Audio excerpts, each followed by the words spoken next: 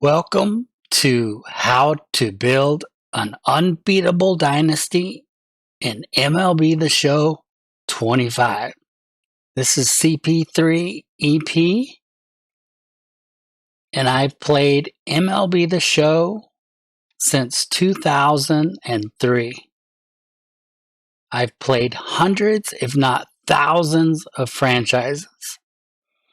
In fact, my most recent franchise, the Minnesota Twins, we won 4 straight World Series championships before I ended the series. And the Twins three-peat. That's right, back to back to back. The Minnesota Twins are the champions once again. The Dodgers cannot believe that. Near the end of this video, I'll share with you the way I always have amazing drafts. Now let's get started on the few tips I have for you. The first tip, if you are starting with an average to a bad team, like the one here, the Colorado Rockies, scour other teams for starters and relievers that have high hits, high walks, and high home run attributes. So high hits, high walks, and high home run attributes. Forget about Ks. Strikeouts are the most overrated stat in the show. Let's look at some examples. So let's take a look at a pitcher like John Means. He's a 75 overall. Nothing special, right? Look at his attributes. Nothing to write home about. In fact, his Ks per 9 is 39. That looks pretty bad. But like I said, Ks in MLB The Show don't really matter. Look at his MLB stats. He only pitched 20 innings, 23 innings, and 8 innings in the last 3 years, but he did pitch 146 in 2021. And the main reason he hasn't pitched in the last 3 years is because he's a 75 overall. But look at his ERAs and his whips. They're amongst the best in the league. And you can trade for John Means for most likely 2 C prospects easily. So look for guys like John Means. Let me give you another name, Brant Herter. He's only a 74 overall with C potential. He can't be that good, right? Check out his attributes. They don't look that great, right? His Ks per 9, though, are pretty low.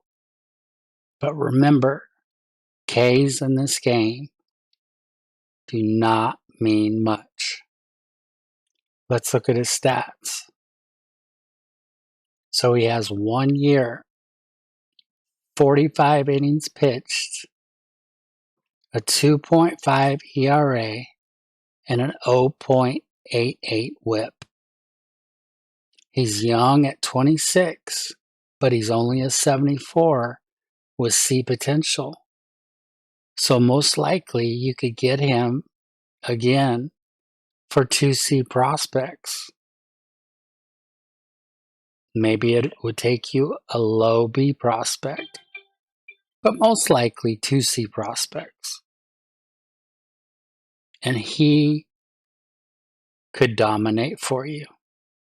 And I'll even go further and say he has such good stamina at 68 that you could actually put him in your rotation so you could pay him like a reliever, but have him as a starter for you. If you'll look through teams and make sure they have high hits per nine, walks per nine, and home runs per nine, those are your guys. Don't worry about Ks per nine. In fact, the lower probably, the better.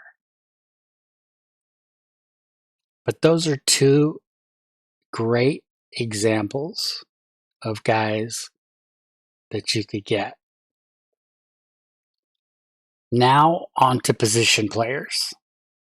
I've always had success by making the middle of my defense great defensive players, and outside of the catcher, players that are really fast.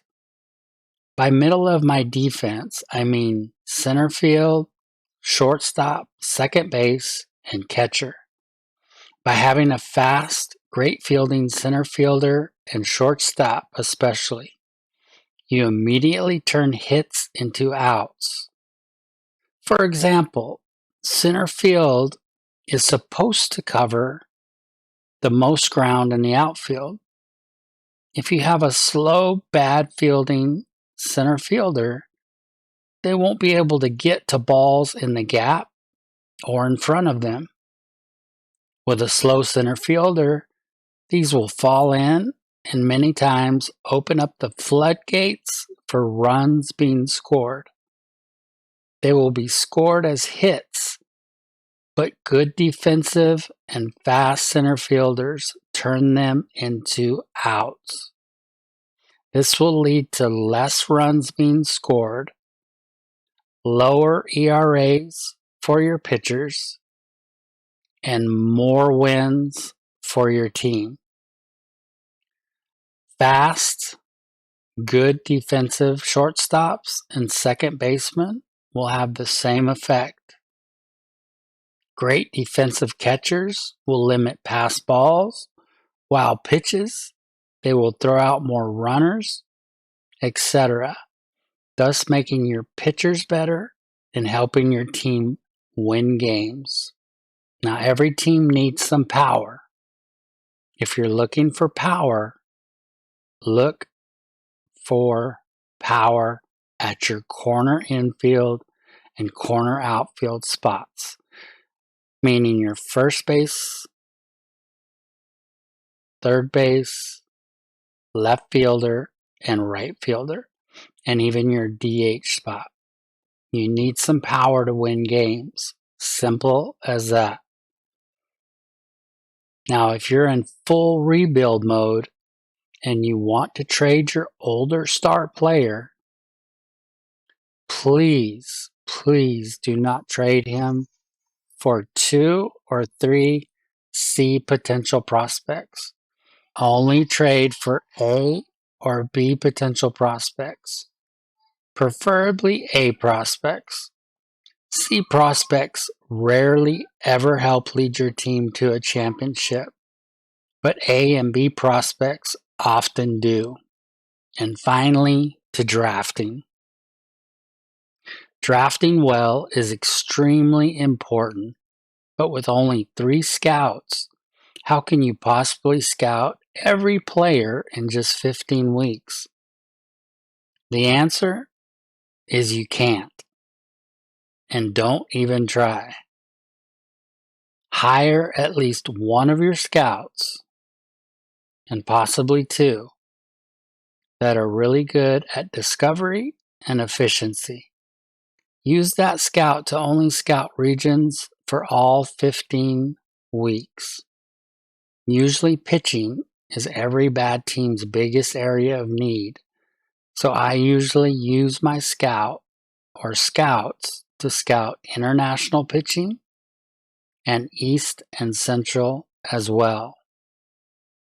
Haven't had much luck ever with West. Usually your scout will find guys that the MLB doesn't know about. For example, in my Twins franchise, I had the 30th pick one year. My scout found who they believed to be the number one prospect in the draft. He wasn't ranked by MLB. Because of that, he fell to me at the 30th pick. He ended up being a 74 overall with 94 potential. So hiring at least one scout with high discovery and efficiency is the one biggest key to having great drafts. Like I shared at the beginning, in my hundreds of franchises, these methods almost never let me down. You guys can do it. Now go build your next dynasty.